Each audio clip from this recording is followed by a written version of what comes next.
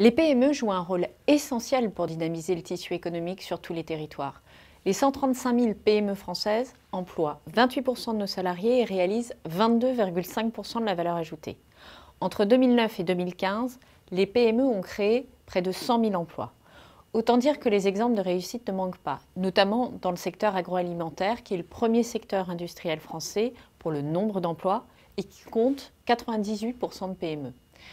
Je pense notamment à Tribala Noyal, une entreprise familiale bretonne qui allie tradition et innovation, ou encore à Niguet, une PME de la Loire qui est l'un des principaux fabricants européens de caramel. Il réalise plus de 60% de son chiffre d'affaires à l'export.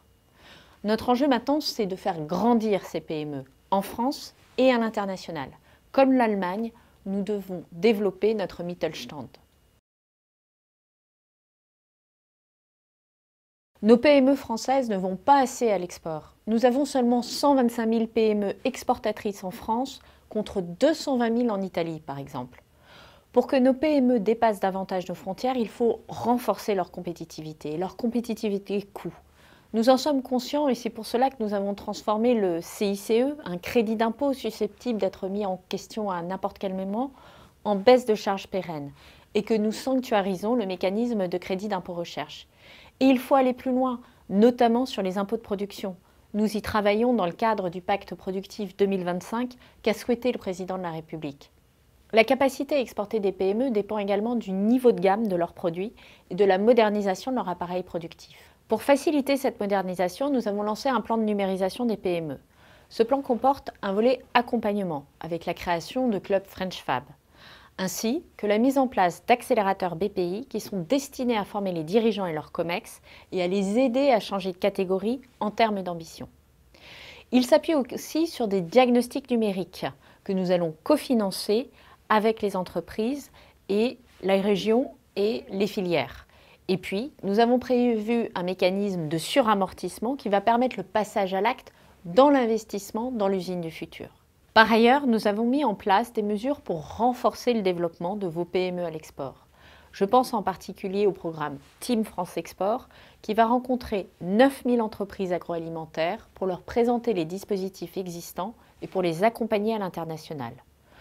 Nous devons augmenter de 50% le nombre de PME de l'agroalimentaire qui exportent. C'est une priorité.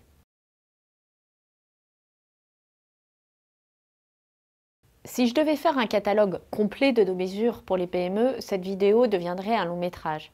Mais il y a d'abord notre action avec la loi Egalim pour une meilleure répartition de la valeur entre agriculteurs, industriels et distributeurs.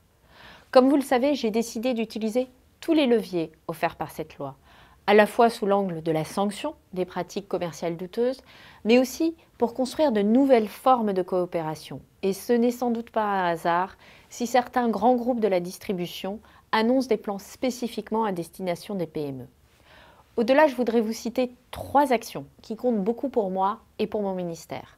Première action, la loi Pacte, une loi sur laquelle nous avons travaillé pendant presque 2 ans et qui comporte plusieurs mesures majeures pour faire grandir nos entreprises.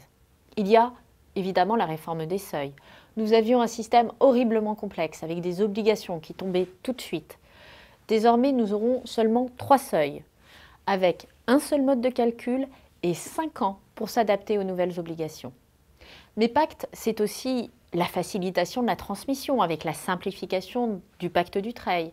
Ce sont des mesures pour développer l'épargne salariale et vous permettre d'attirer des profils qualifiés en les associant à la réussite de l'entreprise. Ce sont des dispositifs pour que vos PME puissent mieux se financer. C'est encore une meilleure protection de vos inventions et de la propriété intellectuelle.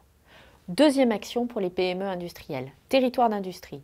C'est un dispositif qui réunit acteurs publics et industriels pour bâtir des solutions sur mesure au plus près des territoires pour répondre aux enjeux en matière de formation, d'innovation, d'immobilier d'entreprise ou encore d'accès au très haut débit. Des solutions très concrètes. Et je ne peux que vous encourager, pour ceux d'entre vous qui travaillent sur ces territoires, à vous impliquer dans la démarche et à pousser des sujets importants pour votre développement. La troisième action, enfin, c'est le grand chantier que j'ai déjà cité et sur lequel nous travaillons en ce moment, le pacte productif 2025. Notre ambition est simple, atteindre le plein emploi d'ici 2025 par l'augmentation de la production en France en accompagnant les transitions écologiques, énergétique et numérique. Il faut en faire des opportunités pour les entreprises. Et nous comptons sur l'engagement de toutes les filières, sur votre engagement pour y parvenir.